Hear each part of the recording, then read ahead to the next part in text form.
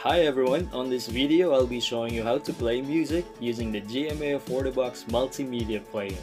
I am using my Samsung 55-inch Smart Curve TV for demonstration purposes. Don't forget to like this video, comment and share. If you're new to my channel, please don't forget to subscribe. Let's start! Siguraduhing nakasetup ng maayos ang TV at ang GMA Affordabox. Para i-install ang GMA Affordabox, i-click ang link sa video description tungkol sa pag-install ng GMA Affordabox o ang video na lumalabas sa taas ng inyong video screen. Isaksak sa power outlet ang TV at ang GMA Affordabox. I-plug ang USB o external hard drive sa USB port ng GMA Affordabox. Gamit ang GMA Affordabox remote control, pindutin ang menu button. Pindutin ang left or right arrow keys para piliin ang USB icon.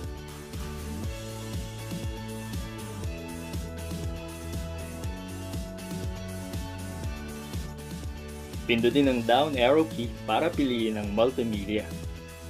Pindutin ang OK button o right arrow key. Automatikong mapipili ang music icon. Pindutin muli ang OK button. Bilang shortcut, pindutin ang USB button. Automatikong mapipili ang music icon. Pindutin muli ang OK button. Gamit ang up o down arrow keys, piliin ang folder kung saan naroon ang mga kanta o para piliin ang kanta kung hindi ito nakalagay sa folder. Pindutin ang OK button. Gamitin ang up o down arrow keys para i-highlight ang kanta na nais patugtugin. Pindutin ang OK button o play button para ma-play ang kanta.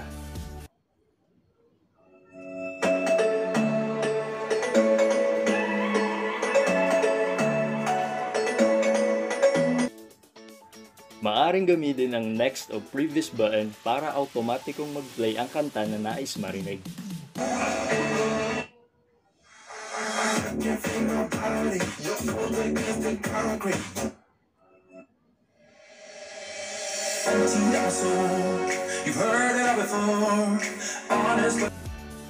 Para mag-fast forward ng kanta, pindutin ang forward button ng isang beses para sa 2 times fast forward. Pindutin muli para sa 4 times fast forward at ulitin ang pagpindot ng forward button hanggang maabot ang 32 times fast forward o kung saan mo nais i-play ang kanta. Kapag napili ng parte ng kanta na nais patugtugin, pindutin ang play button para itigil ang pag-fast forward at mag-play ang kanta.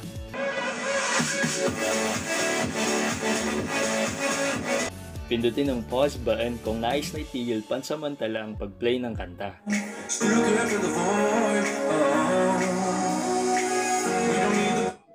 Pindutin muli ang pause button o play button para ipagpatuloy ang pag-play ng kanta.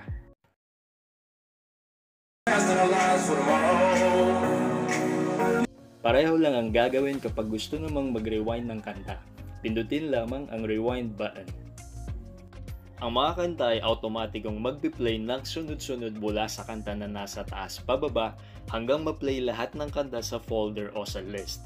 Pag na-play na ang kanta sa pinakababa ng list o folder, titigil na ang multimedia player sa pag-play ng music. Wala itong shuffle option. Maaaring i-highlight muli ang pinakataas na kanta para mag-play lahat hanggang maabot ang dulo na kanta o pindutin ang exit button ng 2 beses kung nais nang tumigil sa pag-play ng mga kanta at bumalik sa main screen ng TV. To give you an idea on the sound quality of GMA Affordabox when playing music, I decided to include it in this video.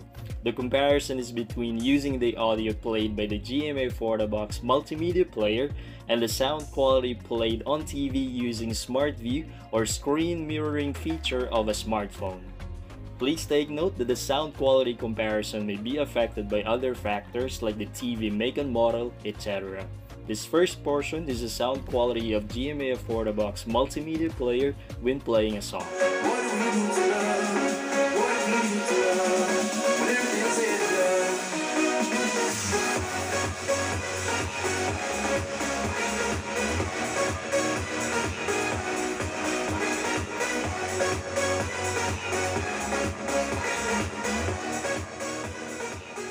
The second portion is the sound quality using my TV's audio played via smartphone's Smart View or screen mirroring feature.